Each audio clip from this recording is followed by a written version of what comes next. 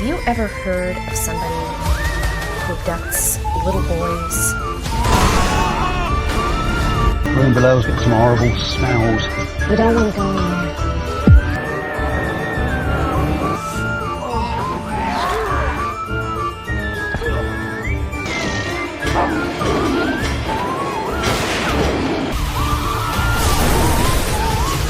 What are you doing?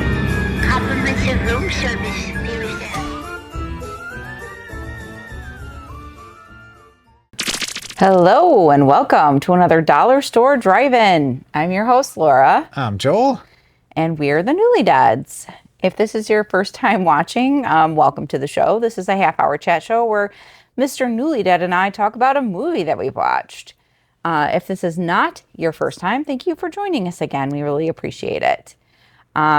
This is a show that we've created basically to review some dollar store kind of lower. I don't want to say lower quality, but like cheap movies. You can find a lot of the information about our show also on our website, which is thenewlydads.com. On that site, you can find all the information about the show, all the old episodes. Mr. Newly Dad is like constantly uploading them to YouTube every single Friday. You can watch old episodes, which are the Dollar Store Drive-In Classics. Mr. Newly Dad also does unboxing videos, and sometimes he does different blog posts and things like that. So that's where we would recommend that you find information about the show as well. So yeah, thenewlydads.com, find out all the information on there. But our show really is designed around, like I said before, about just, movies that we like to watch. And so we've got some criteria for that movie. The first thing is the movies that we watch need to be under $5. It needs to be a horror, thriller, or sci-fi genre film. And it needs to be a movie that neither of us have ever seen before. This week, we watched a movie called Winchester. It's a Blu-ray. Where did we get this? Toad Hall? No, actually, we got it at Hidden Treasures. Where? Hidden Treasures. Hidden Treasures. Hidden Treasures is a local store here. We are located in northern Illinois, so Rockford, Illinois, actually, is where we're located. But Hidden Treasures is located in Loves Park, which is just a little city that's kind of connected to Rockford. It's in Winnebago County. So it's a really cool place, though. If you're out and about in the northern Illinois, southern Wisconsin, Indiana, Iowa neck of the woods, we highly recommend that you check out Hidden Treasures. So it's got all sorts of different things, lots and lots of vendors. Mostly it's antiques and vintage items, but there's some makers and things like that. Some people who make stuff. There's like minifigs there. There's old toys, like all sorts of cool stuff. So highly recommend that. But yeah, Winchester is what we watched this week. So I'm going to read the synopsis. Am I missing anything? I feel like I'm missing something. I'm going to read the synopsis, and then we're going to watch the trailer, and then we will be back after that to kind of discuss the movie a little bit. But Winchester, boy, I forgot how tiny this print is. Inspired by true events, Winchester is set on an isolated stretch of land outside San Francisco, where there sits the world's most haunted house. I'm saying that in quotes. 7 stories tall with hundreds of rooms, the house has been under construction for decades. But heiress Sarah Winchester is not building for herself, for her niece, or for the troubled doctor who she has summoned. She is building it as an asylum for hundreds of vengeful ghosts. And obviously, if you know anything about Winchester, the Winchester Repeating Arms people, that person is a real person. So Sarah Winchester, she actually went by Sally, is actually what her name is. And she did build a house. So it says it's inspired by true events at the most haunted house in history. That's debatable. But as there are a lot of things that kind of happened long time ago, a lot of times, there's live sales and all sorts of kind of things. But we'll talk a little bit about that once we watch the trailer and then we come back. So You have lots of thoughts. Oh, I have thoughts. And the one thing you forgot was the witches market. Oh, yeah. I guess I can talk about that. Yeah, on our website, we also are artists, and every year we do an event called the Witches Market. The Witches Market is put on by Wolf Hollow Events. It's located in Belvidere, Illinois, at the Boone County Fairgrounds. It's usually the first weekend in October. It is the first weekend in October, and it is kind of an all-day sort of thing that happens on that first Saturday. There's over 170 plus vendors that she has there. They are mainly witchy themed sort of vendors. So you think of, there's people who do divination, so tarot reading, energy reading. Sometimes there's people who do like bones and stuff like that, where they look at those kind of things. And then there's like food vendors. There's a witches dance, which is really fun. They have different artists and makers and all sorts of things that we highly recommend it. It's a fun event that we do every single year. They also are doing another one called Summerween. That is in July. Yeah, he'll put the information, I think, up about I can put it up. Summerween. Yeah, I don't remember. I'm pretty sure it's in July. It's coming up here in a couple months. It is, yeah. It's coming up pretty fast. It's also at the Boone County Fairgrounds this year. Usually it was at like Wolf Hollow, and then sometimes they had it at a different location. But this year they decided to also do it at the Boone County Fairgrounds because it's a cool place to do it at. And again, that's lots and lots of vendors. And this is more like Summerween, so it's like Halloween kind of themed, spooky artists and makers and fun stuff like that. So I know they've always wanted to do like a pumpkin carving contest, but like a watermelon carving contest. I think they were thinking about doing something like that. I'm not entirely sure if they're going to, but yeah, another super fun event. We highly recommend that you check it out if you can. So again, you'll put the information on about that. Sorry, I don't have it readily in my brain. But yeah, so I'm going to pause the video. We will be right back. We're going to discuss the movie and stuff like that. And then for the trailer, let's just do like a horse buggy kind of thing. Yeah, it's a Victorian era time frame. So actually at this point, it's probably closer to Edwardian, like it's in the early 1900s, I believe, because she passes away, I think, in real life in like the 1920s. So she's a little older, I think, in this. Didn't they say she was like close to 80 or something like that? I don't know. There's only one photo of her, and she was in some sort of a drawn thing. Carriage. Yeah. But there was no roof on it. Yeah. So we're going to pause the video. We'll be right back. I feel their presence. In the air, in the walls. It has found us.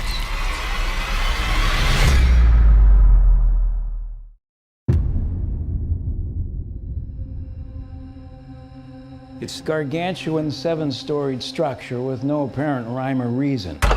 Built on the orders of a grieving widow. Sarah Winchester's mind is as chaotic as the house itself. We're worried about her sanity, Dr. Price.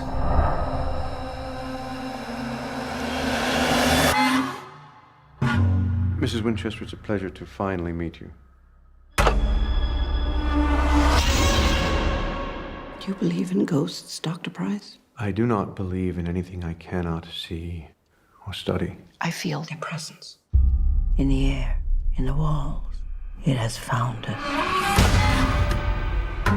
Mrs. Winchester, why all the construction? The spirits, killed by the rifle. We lock them away. 13 nails seals them in. I will do whatever it takes to protect my family. This spirit has a power we've not seen before. Beautiful dreamer, wake unto me. Starlight and dewdrops are waiting for thee. Sounds of the rude world heard in the day. I'm not afraid. Lullabies in the land of all passed away. You leave my family alone. Your anger will never defeat us.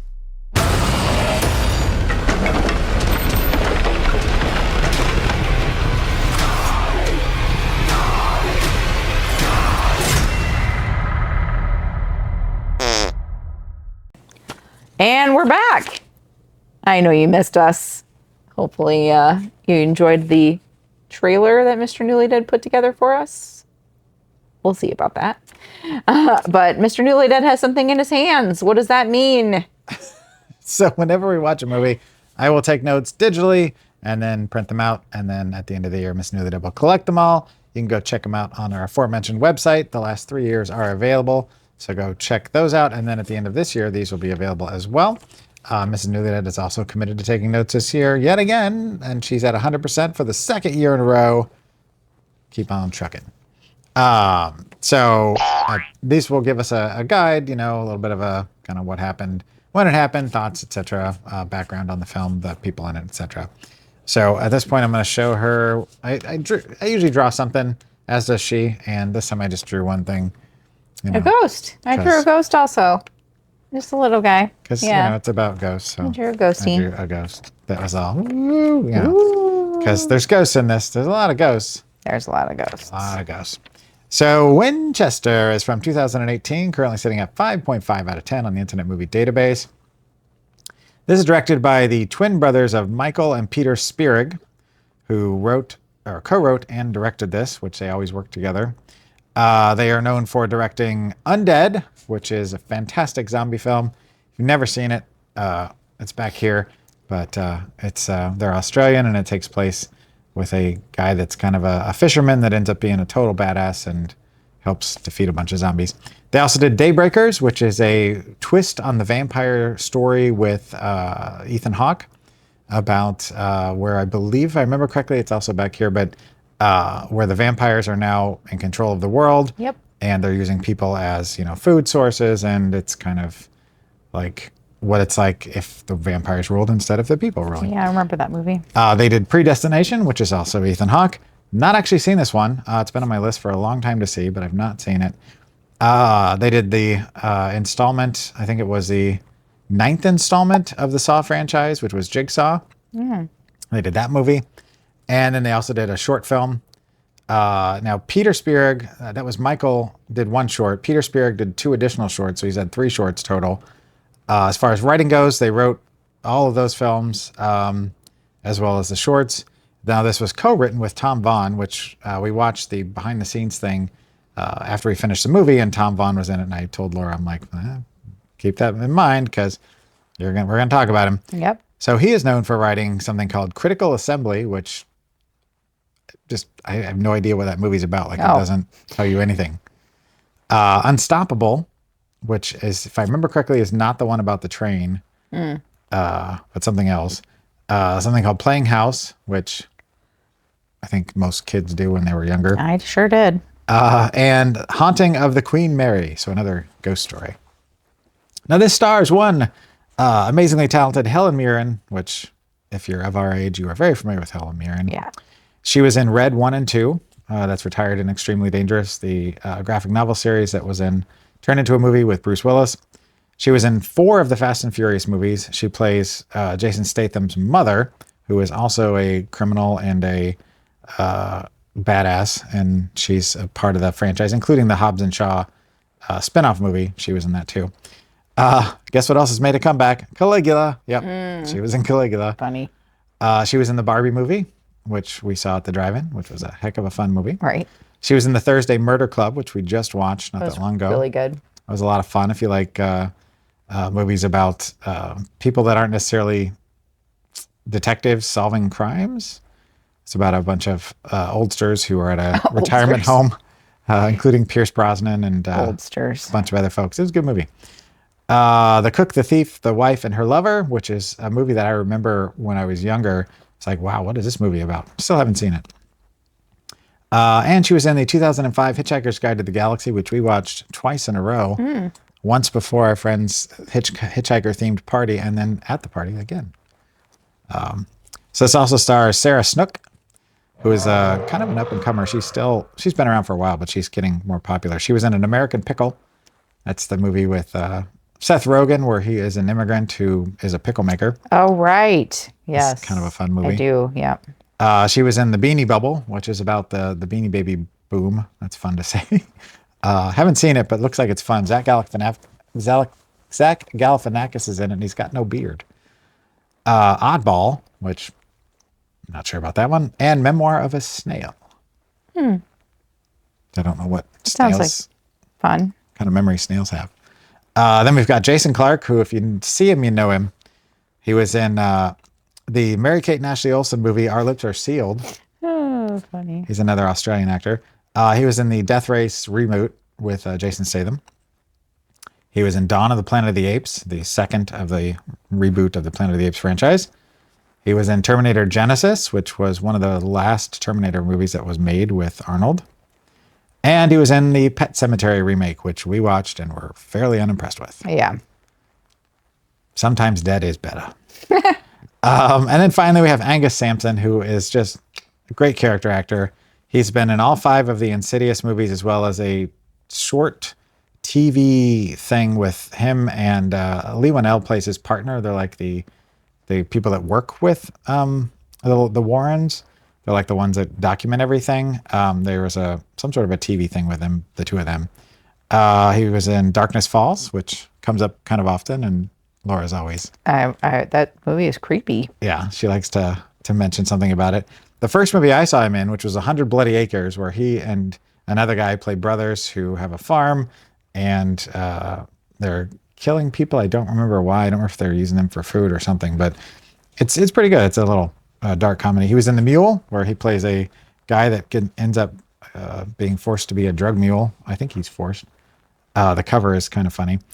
He was in Mad Max Fury Road and Furiosa both, so he is now part of the Mad Max universe. Big dude, really deep voice, interesting guy. So anyway, at this point, my lovely wife turns to me and she says, What'd you think? so we have thoughts on this because Laura is a fan of a show called My Victorian Nightmare with Genevieve Mannion. Yes. And she did an entire episode on the Winchester House. Yes.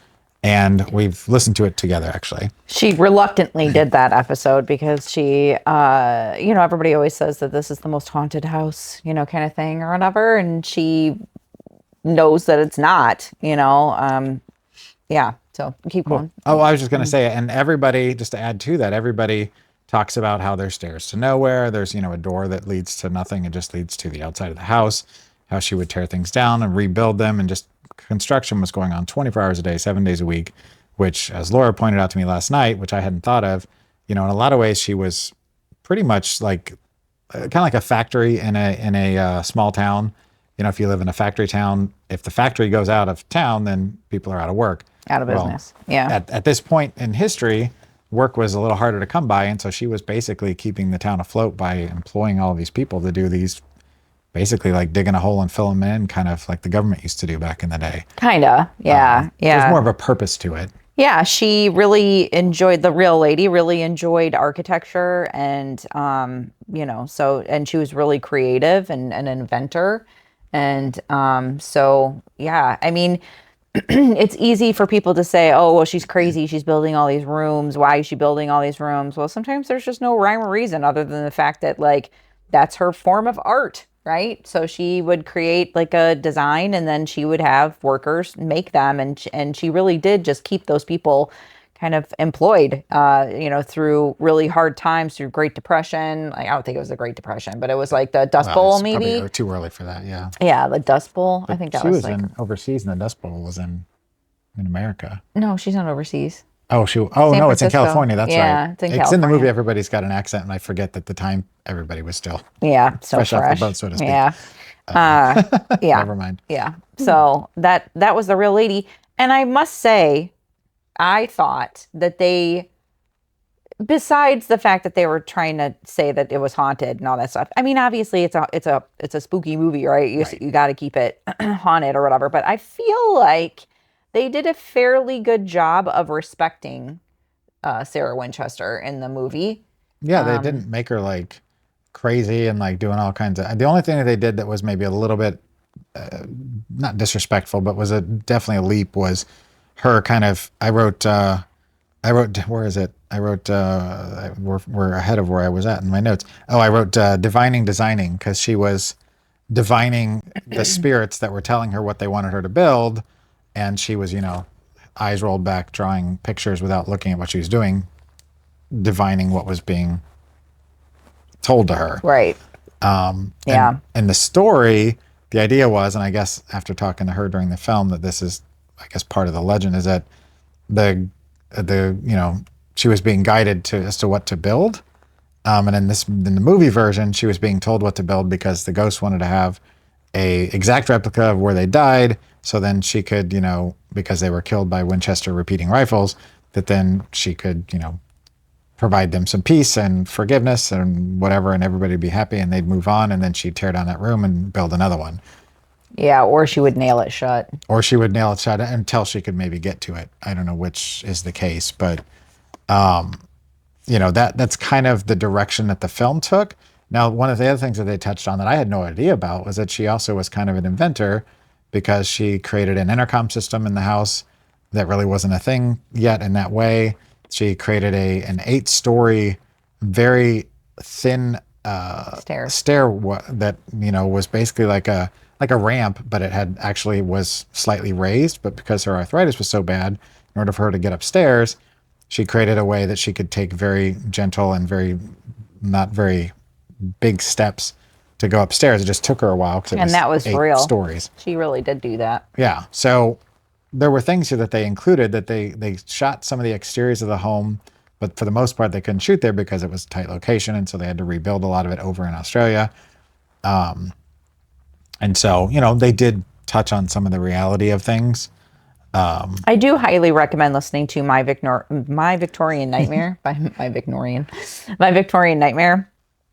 Because she does an excellent job of really going into an in-depth about, her life and kind of a respectful way of like explaining kind of who she was. And really, she was a grieving widow and mother. Both of her husband and her child died. Her child died early, and so she was sad. So, she lived in this giant freaking house, and what do you do? I guess like you've got a lot of money.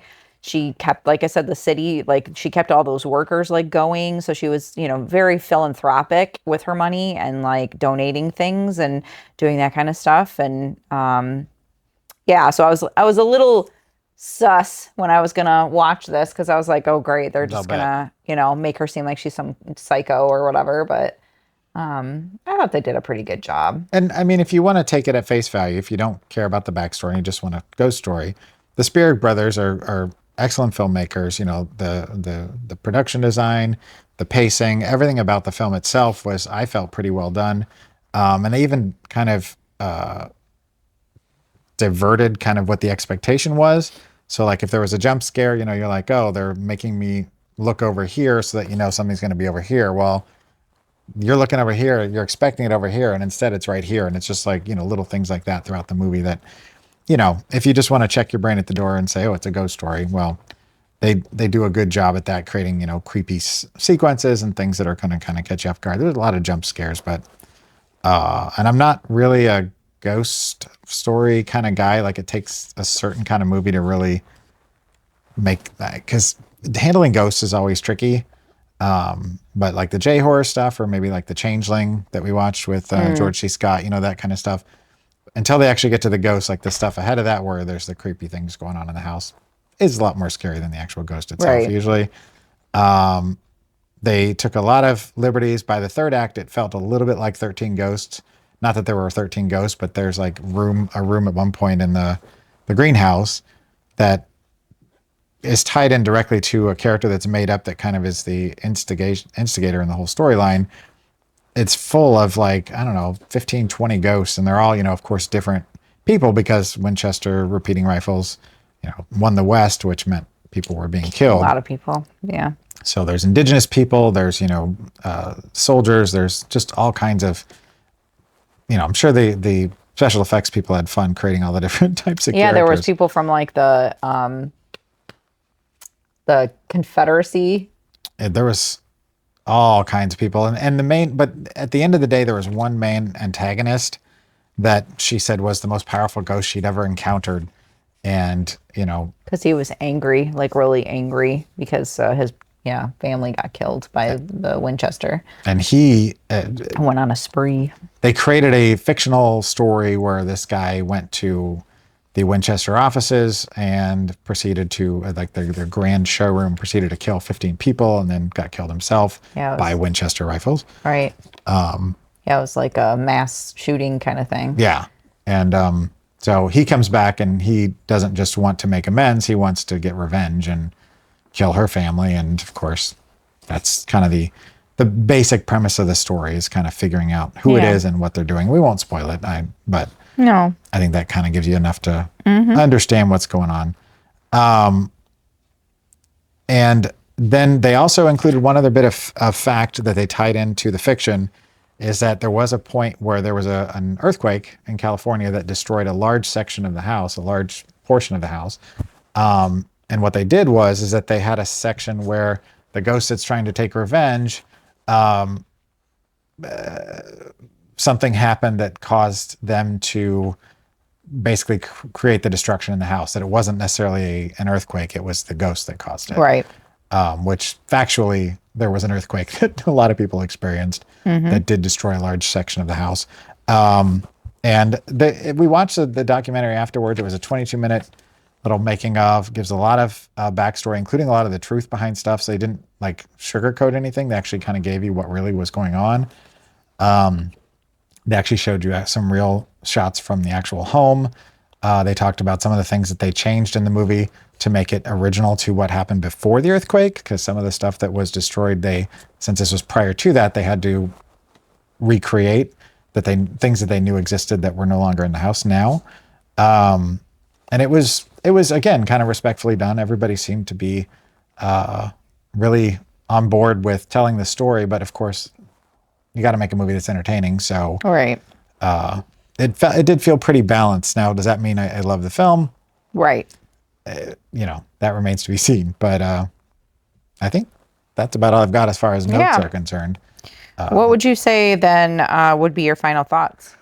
So my final thoughts were a somewhat generic haunted house movie, but so, Yeah, I said all in all, besides the spooky aspect, they were really respectful of the real person. I'd say it was an okay movie if you like haunted kind of movies.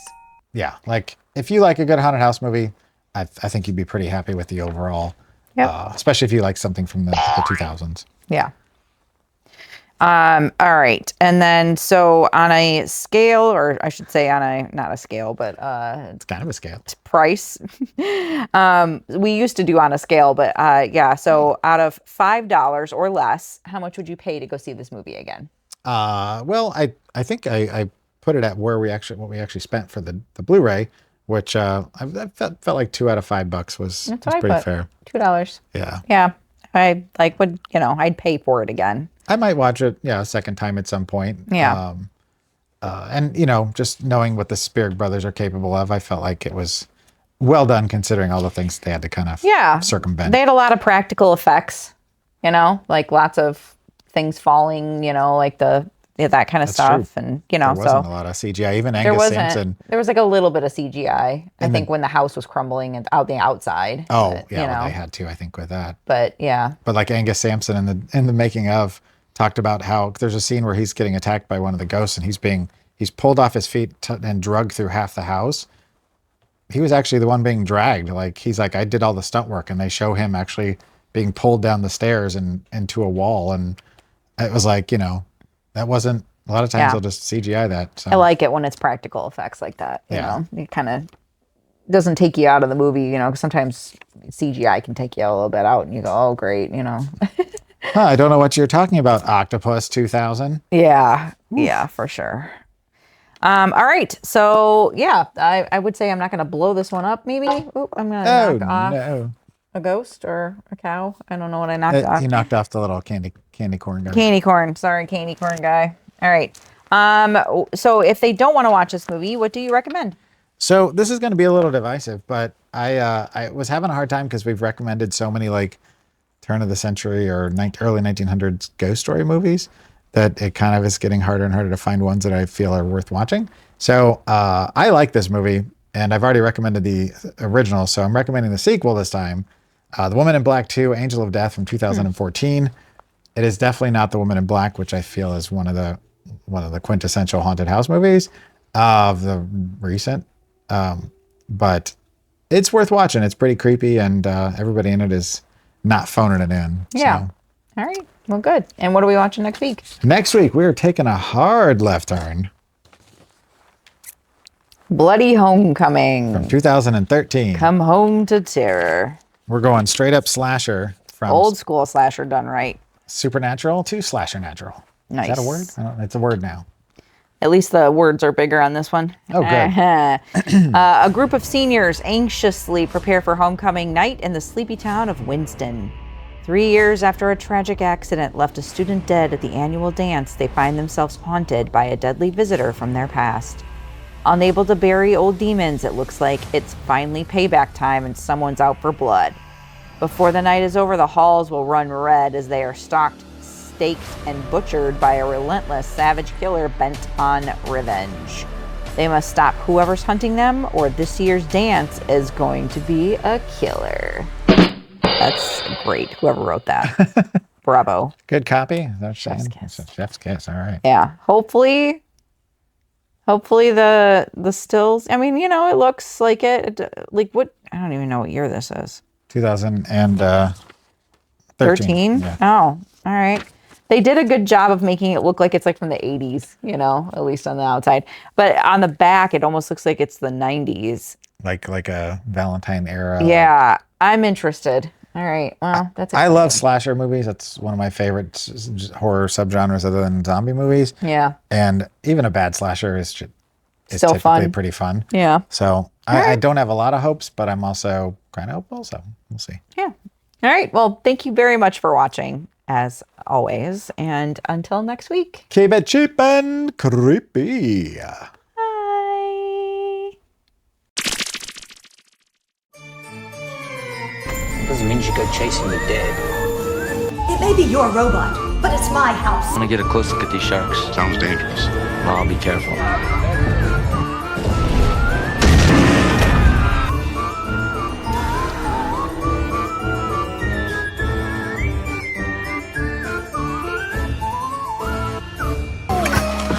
Ah!